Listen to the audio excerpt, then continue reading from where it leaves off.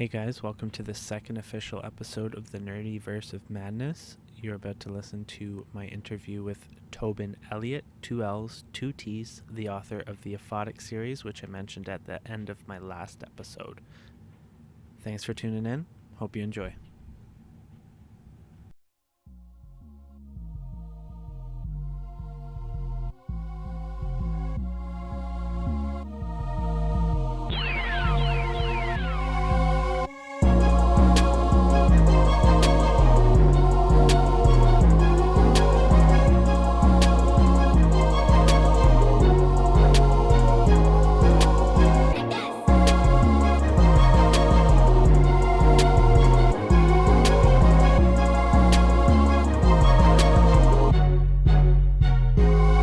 Interest in nerddom is at an all-time high. Where once we hid in our parents' basements, everyone is stepping out into the light and embracing fandoms with a newfound vigor. One man hopes to gather and speak with them all. This is the place where all fans can come and discuss the things they love, the things they hate, and maybe, just maybe, discover something new to devote all their time to. Welcome to the Nerd Podcast to rule them all. Prepare to fall into the Nerdyverse of Madness.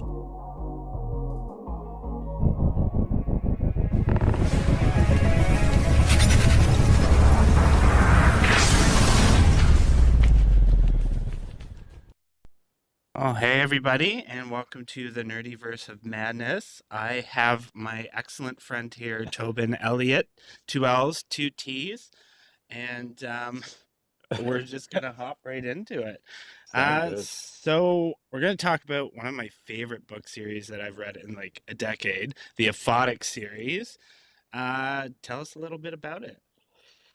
Okay, so, and every once in a while you're going to see a dog head jump in here. My dog has to make an appearance. So the Aphotic series is it's a 6-book series. It spans about 100 years, from 1912 to 2012. The major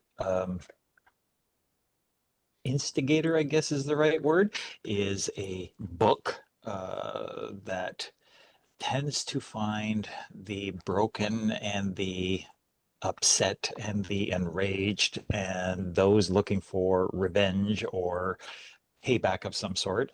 And it messes with them and ultimately tends to screw them over a lot. So, and that's just the start of it. There's a whole bunch more involved with that. Werewolves, vampires, demons, a magical staff. I don't know. Am I missing anything? You probably know better than I do. Just a few shitty human beings as well. There's a lot of shitty human beings too. Yes, absolutely.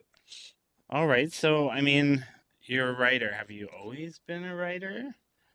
Yeah, actually, I have been writing forever. I've written, excuse me, as long as I can remember, honestly. I loved writing stories, even in like public school, that sort of thing. I got a big boost in grade 8. I think it was grade 8. I had written a short story that my English teacher thought was impressive enough to try and get printed into the high school yearbook that year. Unfortunately, apparently she was about 3 days too late. Funny story with that. So grade 7, I would have been 12. Jump forward to the early 90s. I am pushing 30 at that point, and she comes walking into where I sold cameras at that time. And she's like, "Oh my God, Tobin Elliott." And I could not believe it was Mrs. Roberts again. She actually showed up 3 or 4 days later with that original story in my 12-year-old handwriting. No way. She had it filed away. She remembered exactly where it was. She was an amazing woman. I love Mrs. Roberts. Yeah, I mean, I have a few teachers that kind of have always stuck with me, and a good teacher can make all the Mhm. difference, really, for sure. Absolutely. Yeah. And so she was one that really, she was probably my first big encouragement for writing. Yeah. Yeah. Okay. Well, you haven't been writing professionally since all that time. Give us a little, as many details as you want in between 12-year-old Tobin writing that story and today. So, okay. So I kind of fell away from writing for quite a while. Just, life happens, college, girlfriends, marriage, kids, the whole 9 yards. Yeah. And then, excuse me, my youngest was kind of at a slightly lower maintenance age at that point. I mean, he's 27 and he's still high maintenance, but um, so I made myself a New Year's resolution to start writing again, and literally January 1st sat down, wrote nothing. January 2nd sat down, wrote nothing. January 3rd sat down, went, this is ridiculous. I have to start writing. So I ended up writing a really cool short story that I'm quite happy with, and to this day I'm still happy with it. We're talking at this point, oh God, I don't know, 98, 99, somewhere around there. Um, and then I wrote a couple other short stories, and then I started writing this story about this demon in a high school, which was going to be a short story. Yeah. And when I got, God, a couple of hundred pages into it, I'm like, this isn't a short story anymore. I might be writing a novel here. Um, so that was then, and I attacked it on and off and messed around with some other stuff on and off. Jump forward to about 2007, where I got an offer to publish that book, which is now known as Out for Blood, the second book in the series. Book two. Yeah. Yeah, book two. But the economy fell in the toilet right around then. That's when the whole Chrysler and the automotive and the banking industry and everything jammed up. Which, interestingly enough, it was going to be a standalone book. One and done. There's the book. It's published. It's done. Because of the economic downturn, that sort of thing, the small publisher that was going to publish it suggested I write a shorter work to kind of lead into it, Yeah. Mhm. which I went, no, I got nothing uh, until I got something. Had this weird story about a girl who did a really bad thing to a squirrel, and thought, wait a minute, I can mess with that. So I ended up writing a novella now known as Bad Blood. Back then, it was, at the time, it was going to be Vanishing Hope, and then No Hope was going to be the novel. Um, and I was really happy with that novella. Ultimately, it did get published. And then the whole publishing thing kind of fell apart, and I went away for a while, and I thought it through, and somehow I ended up with 6 books. I still don't quite know how that happened. Now, how much changed between Vanishing Hope and when you finally got out and published Bad Blood? Like, Bad Blood. Um, I would say, I mean, it's a lot cleaner. It's much better edited, that sort of thing. I would say 80-ish% is probably the same. okay. I'm taking a guess here, but they're very similar. It starts and ends the same way. It just I've added some stuff in to make it fit in with the series a lot more. Increase the font size so doesn't look like microfilm anymore. Yeah. It was a very, very thin chapbook. God, like 40 pages or something like that, and now it's like 100 and some odd pages. The font was tiny. Tiny, So tiny. yeah, but I mean, you can tell where it came from. You can absolutely tell that blood came from that for sure. Yeah. Okay. Yeah, yeah. So you started really going hard during COVID, right? I First really lockdown. did. Yeah, yeah. Like, I mean, come on. How often are you going to get that kind of length of time where nobody has hands on your time? So I had to take advantage of it. Had to. Yeah, I feel like a lot of artists finally were able to get in and dig into some of the work they really wanted to create that they weren't Yeah, able to with the responsibilities of real life and adulthood, absolutely. etc. Absolutely. Well, it was like a perfect storm for me because I had just retired about a year before, and we had just moved into a new place, and everything was kind of settled. And then, hey, I got time to write, so let's go and do it. Yeah. Yeah. So, I mean, what are the some of the themes or inspirations you had over the course of writing this full series? Because I mean, there were only two books Yeah. that were only supposed to be one book, and then Yep. it eventually became an entire series Six of six books. books. Yeah. Um, Honestly, the original inspiration, the original inspiration, and I've mentioned this a couple of times, there was TV, a cartoon show for provisionally for kids. I don't know. I kind of look at it and kind of go, "Whoa!" Some of the stuff they did, but sticking around, it was called. Yes. It's all stick figures. Most people don't know this show, but I love the show. It was foul, but I loved I it. do remember it. My dad every morning he'd see me Yeah, watch it and he's like, "What the hell are you yeah, watching? What is seriously. I this?" mean, they're Yeah. burping and farting and all sorts of stuff. But anyways, so that gave me the idea for the demon in the high school initially. I couldn't tell you where the first book came from. It just popped out of my diseased little brain. Um, but there was obviously a Lovecraft influence. I mean, I have kind of perverted the Necronomicon into the book with a capital B, and made it a little bit more sentient, I guess.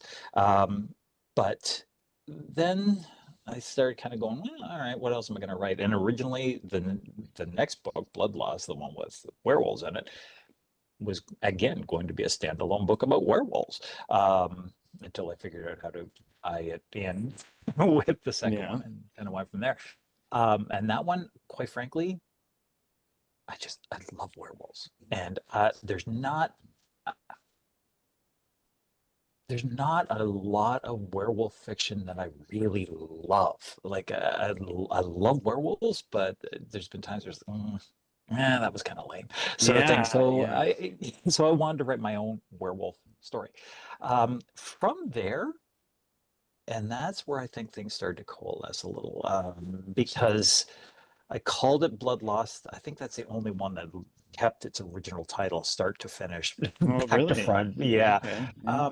And I called it Blood Lost because of the obvious. A lot of people lose a lot of blood, but a lot of people lose a lot of blood relatives as well. So everybody in that book suffers a loss of some sort. So it started this kind of family theme, and I'm always scared of sounding too fast and furious, like Vin Diesel, who is about family, but it's not. Yeah. It's more about finding your family, finding the family that's going to see you through the really rough stuff that you eventually have to get through in life. And then that started to really carry through as a theme for the next three, like the final three books, very much in the last couple. Um, there was some other influences along the way. I make no secret in one of the books about how much fun I had with my mom, and I'm saying that highly sarcastically. But and that kind of spurred, um, not direct events. I'm not going to say, I took this specifically and threw it in there, but it did influence the feel of the last couple, I think. Yeah, I really So felt that in those yeah, last ones for sure. yeah, yeah, yeah. So when you wrote Blood Loss, you were looking for a werewolf story, and I got to I agree, I was. love werewolves too. Yeah.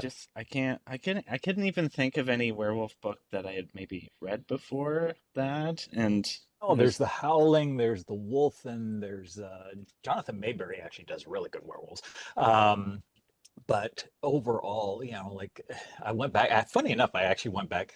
Speaking of wolves, I went back and reread the Howling trilogy by Gary Brandner, and it was worse than I thought it was. yeah. I've only So, seen the first movie. I yeah, think. oh, yeah. I don't. Um, I haven't seen it since I was like 14. Yeah, yeah. Yeah. And well, the first time I read the books, I was probably about that age too. So, that was back when every single horror book had ing on the end of the title because of The Yes. Shining, right? So that this thing, the thating, the other thing, sort of thing. So, yeah. Yeah. Now, did you take a similar approach with vampires when you sat down? The vampires, that was a different thing. So, and I mentioned, sorry, I'm moving because my dog's just he's being a pain in the butt. The vampires, I always knew I wanted to write a vampire book. And I was thinking of putting it in that same area because of the whole vampire mythos, I guess is the probably the incorrect way of saying it. But where I used to live in Barry's Bay, the next town over, Wilno, Ontario, at one point was called the vampire capital of Canada. So I always wanted to write a werewolf book, or sorry, a vampire book. Yeah. Um, I ended up writing kind of two, but I really like the Polish vampires. They're really cool. Uh, so they're different from your standard vampire lore. So I was like, okay, I can run with this and I can play with it. So that was planned, and it was planned for kind of in the same area. I just didn't know how I was going to tie it all in. Yeah, that was the coolest thing I learned about those books is that Canada has a location that's the vampire capital, and it's only a couple hours drive. Yeah, yeah, it actually is, and it is a tiny town. It is a blink and you'll miss it town. Yeah. It's the first Polish settlement in Canada, um, and I mean, I have friends that lived in Wilno when we went to high school, um, but yeah, it was.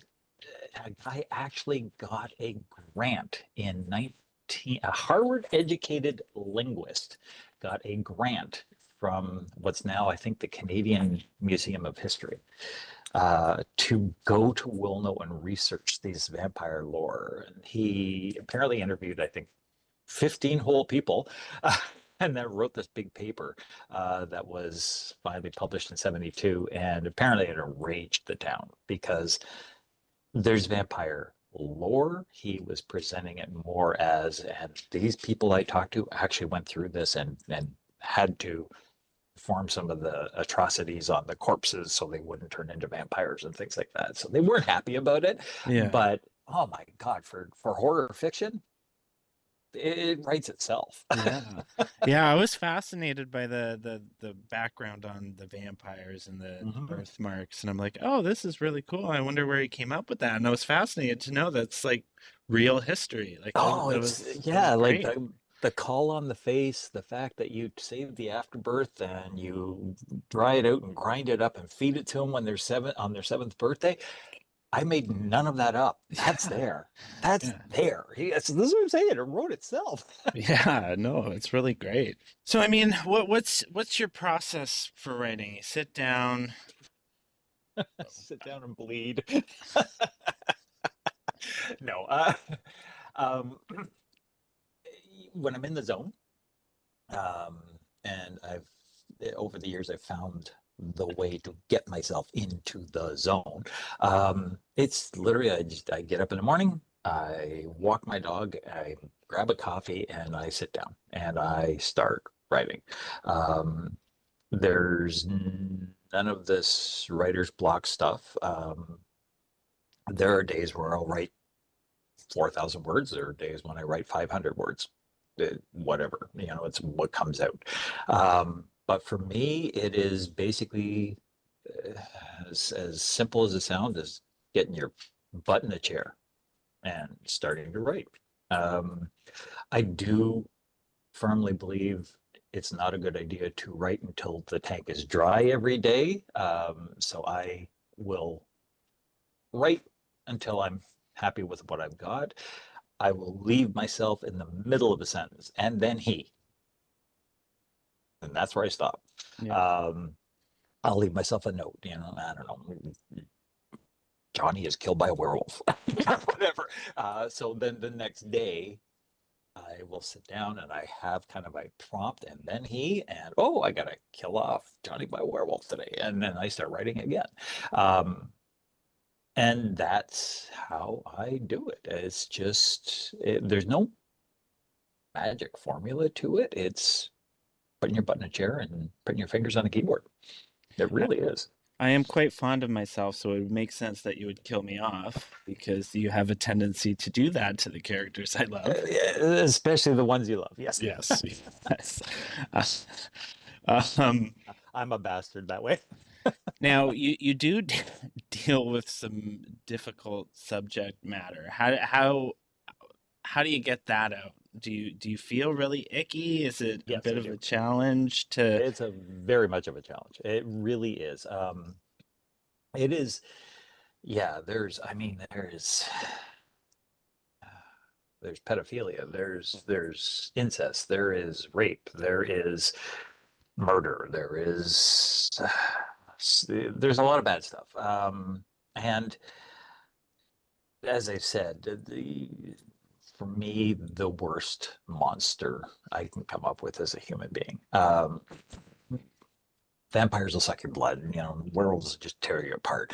Uh, but humans will tear your heart out and leave you with a life to deal with that afterward. And it's horrible. It's absolutely horrible. So yeah, for me, excuse me, I try not to shy away from it. Again, I've always talked about this influence, and honestly, if the guy was still alive, I'd owe him royalties or something. But Jack Ketchum's The Girl Next Door is just an utterly brutal novel. There is not a supernatural event to be found in it. It is strictly the torture of a human being. And the sad thing is based on a true case that happened in the 50s as well.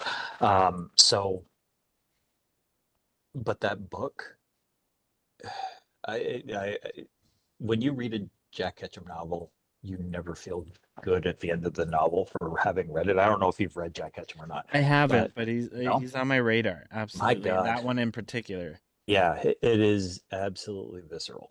Um, you never feel good about having read it, but it changes you, and it informed for me how to write a human monster. Um, so for me, it's not easy. It's not, but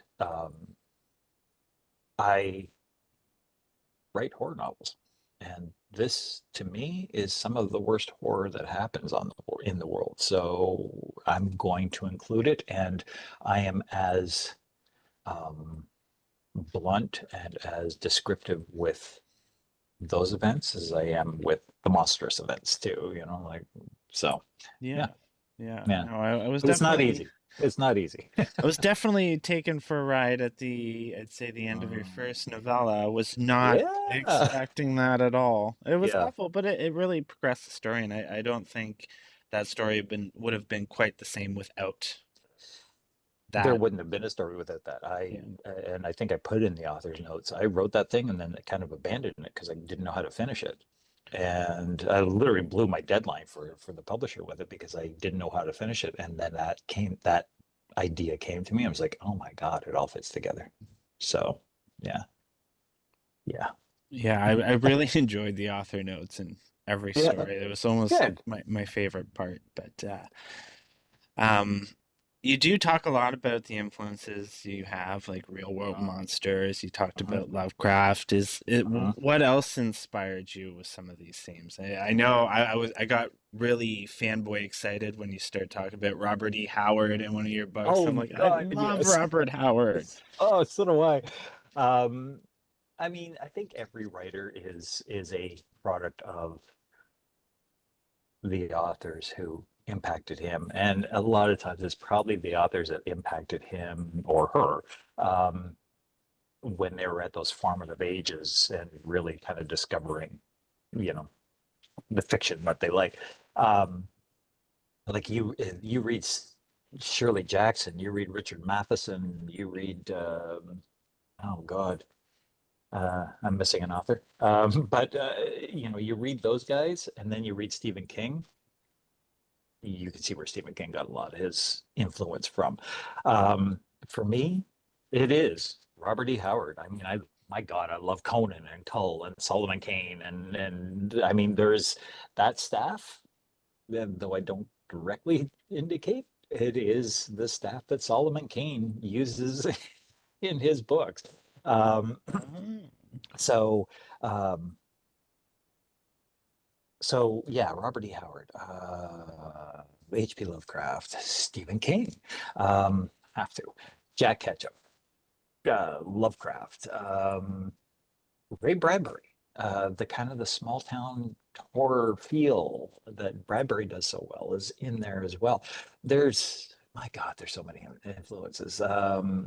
You know, that and I that was also one of the reasons why I almost wanted to have a bookstore in the last one, because I wanted to be able to kind of name check some of the guys that I really liked Yeah. and who influenced me. So yeah. Yeah.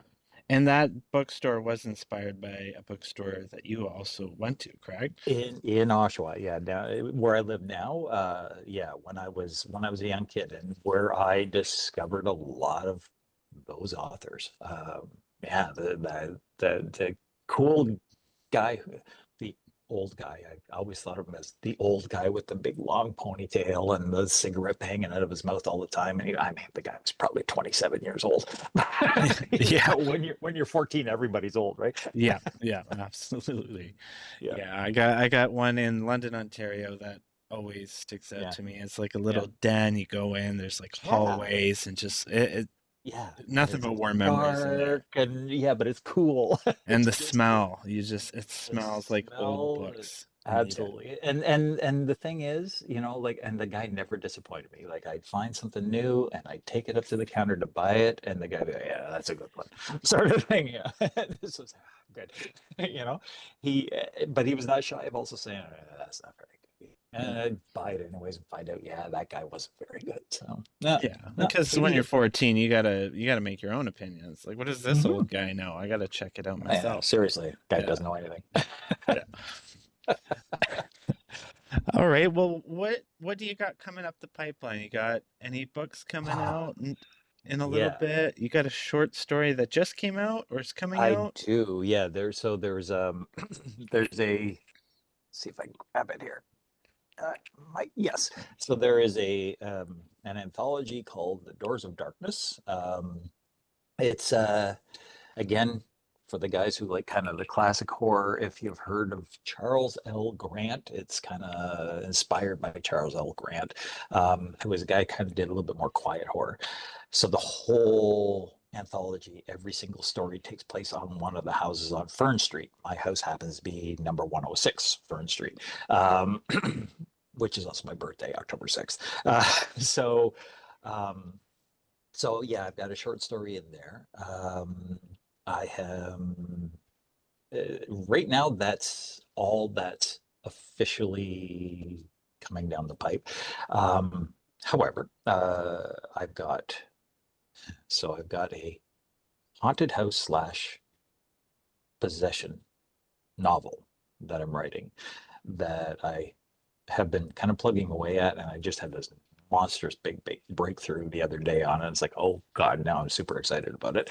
Um, I've got two different books that I'm writing with a co-author, Dale. Dale, I didn't think I could ever co-author with somebody, but uh, especially with somebody who is very much steeped in the gothic horror. I mean, this guy is a Mary Shelley, Edgar Allan Poe fan. Um, and I mean, I like their stuff, but I don't lose my mind over their stuff like he does. But we work together really well. So we've got a story with, for want of a better term, has a few of the universal monsters in it. So, and even some other ones, Dr. Moreau and Frankenstein and Dracula and Jekyll and Hyde, et cetera, et cetera. Okay. Okay. So they're in there, and it's this.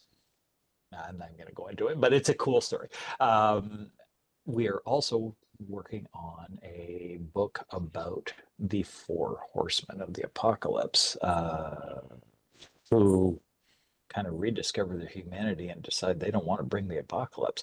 And that's a lot of fun. So we've got that going on. That's, for those counting, that's three novels that I'm working on right now. I've got a couple of short stories that I'm working on right now.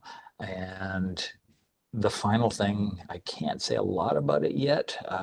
It's getting closer. I'm hoping to have this done in the next couple of months. Is actually a nonfiction book that I'm writing with another person about Okay. possibly the most horrific event I have ever heard of in my life. So, yeah. Okay. Well, I'm eagerly awaiting that. And I know we've discussed it personally, and you're often asked, but could you see yourself ever returning to the Aphotic series? Because I feel like the possibilities are limitless, even It's though this very rich. story's kind of done. Yeah. Yeah, I just, it's a rich environment and there's a lot to be discovered there yet. However, so what my current standpoint is this. I am ridiculously happy with how those six books worked out. Like the reaction I get from, oh, I mean, you were actually one of the first to kind of read the whole thing. Kind of, there's this anticipation that an author has. It's like, okay, so they read the first one, they liked it. They read the second one, okay, so it's kind of, but I want to see how they react when they get to the end. yeah. And you reacted exactly the way I'd hoped a reader would react. So, which part of it was kind of like, wow, that was really cool, and you finished it off great. Part of it is, what the hell am I supposed to do now? I Yep. have all these characters that aren't Yep. around anymore, which is exactly what I wanted because it's how I felt. So there's a certain satisfaction with having come with closing that off and doing it successfully.